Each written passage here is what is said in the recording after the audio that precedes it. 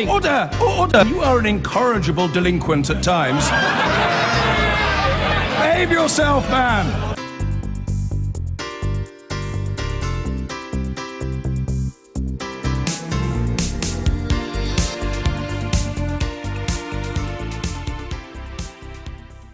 Catastrophic and rapidly deteriorating. That's how the UN has described the situation in Yemen, as it warns the country is on the brink of famine.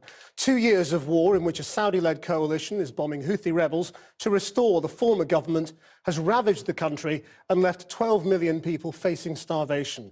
It's now appealed to the world for a $2 billion fund for food and emergency care.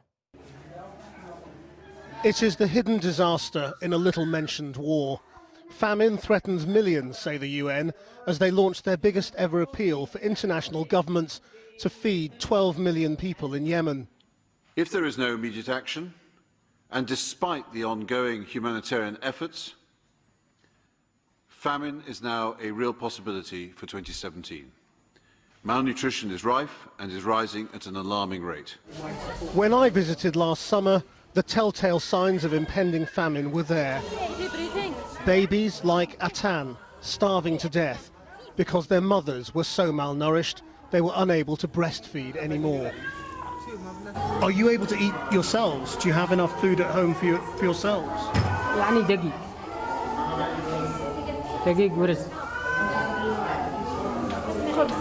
So every day, that's it, just flour?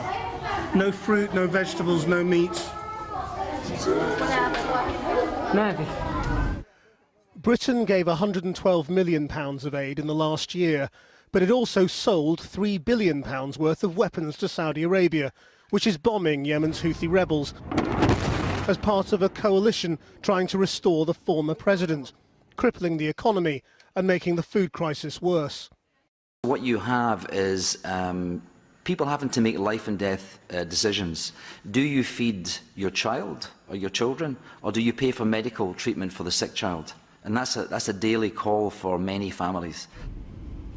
The fighting is getting closer to the port of Hodeidah, where most of Yemen's food imports are brought in. Last year, we filmed the cranes destroyed by Saudi airstrikes, so the unloading of ships there is now painfully slow.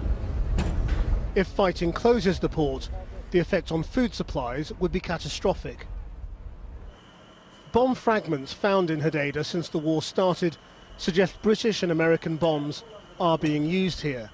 But British sales could soon be stopped by a judicial review begun this week into whether we are selling weapons used to break international humanitarian law. Donald Trump, however, has moved the other way, moving to unfreeze Saudi weapons deals put on hold by Obama. Amid the war, children like Atan are starving to death in Yemen every day. We will soon know how much of the $2 billion the UN wants to stop this becoming a full-blown famine has been raised. I've been getting away with it all.